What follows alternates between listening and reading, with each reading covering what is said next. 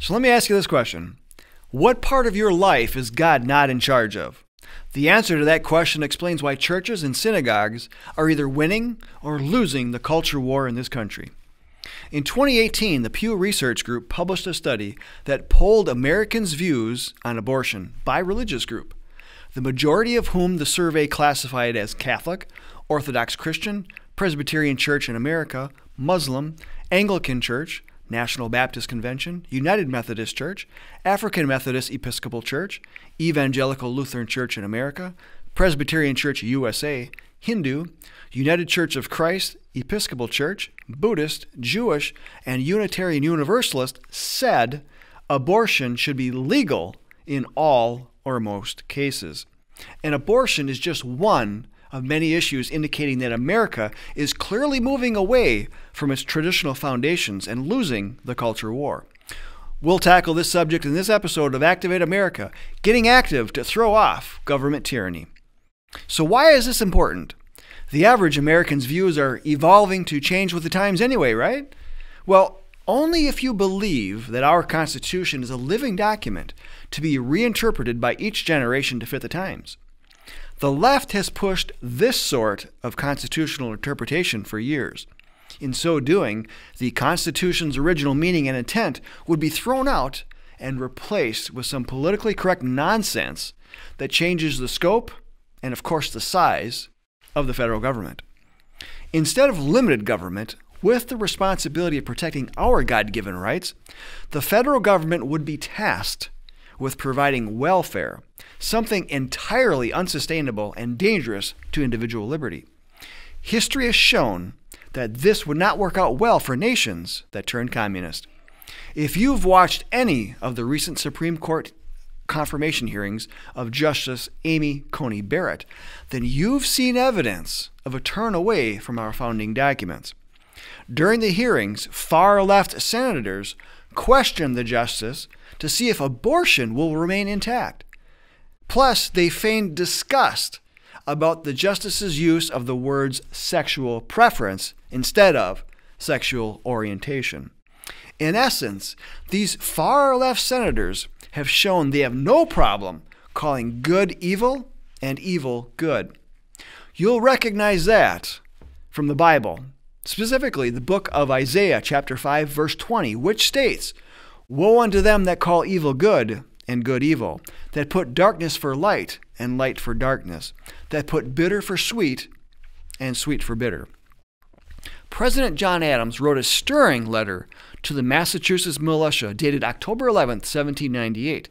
He explained that America is still a fresh creation, untainted due to its principles and manners. Yet, he offered that if our country were to start practicing inequity and extravagance and employ plunder and insolence, then we can expect to be the most miserable habitation in the world. Now, he's discussing this in terms of foreign policy, but he goes on to say that our Constitution was made for a moral and religious people. It is wholly inadequate to the government of any other.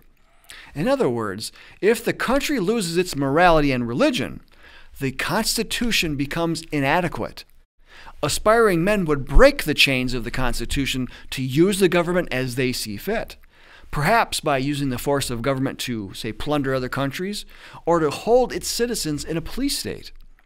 The Constitution would be rendered inadequate, but only because it has been ignored by those who do not ascribe to moral and religious principles. This happens anytime Congress is in session.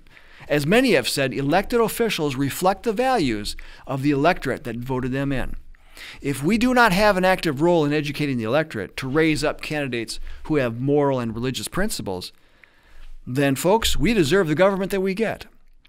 In its most recent issue, the New American Magazine reported on the efforts of a small group of Christian pastors working to get their church re-engaged in building moral and religious principles among the electorate through what is known as Liberty Pastors Training Camp. Specifically, they are motivating the leaders of the nation's flocks to fight in the culture war from the pulpit against immorality. Ms. Kelly Taylor Holt, the author of the article entitled "Christians Called to Politics," wrote, What part of your life is Jesus Christ not the Lord over? So opened the Liberty Pastors Training Camp Conference on August 29th. Paul Blair, senior pastor of Fairview Baptist Church in Edmond, Oklahoma, delivered the above in opening statements at the three-day event in Grapevine, a Dallas suburb. Blair's commentary signaled the direction of the conference.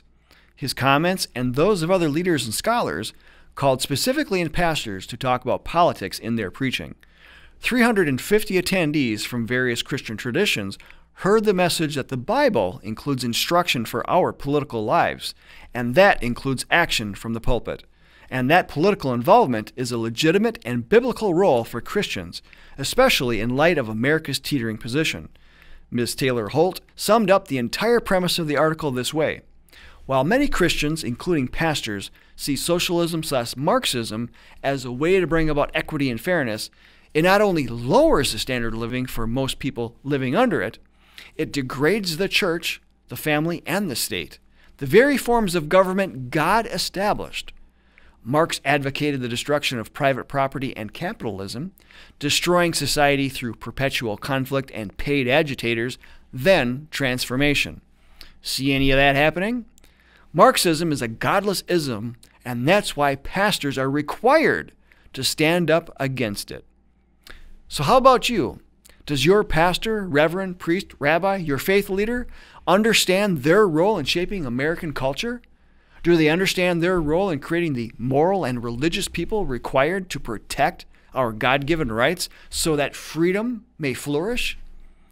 Members of the John Birch Society should be continuously engaged in identifying and networking with those in their community who influence opinions and make decisions.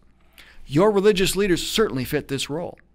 We suggest distributing this issue of the magazine titled Lockdown Madness to religious leaders in your area, including, but not limited to, all ministers, church councils, and Sunday school teachers. The article is also available for free online at thenewamerican.com. Links are in the video description.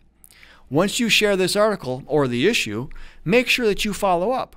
Ask what they thought of it, and based on their response, you'll know whom you can focus on to share more information about JBS and, of course, eventually ask to join.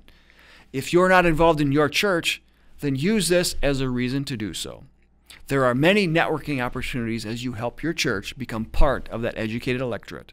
With your help, one member at a time, one leader at a time, we will stop tyranny and restore the American Republic for all Americans. So will you act today? Until next time, this is Bill Hahn for the John Birch Society saying stay active, everyone.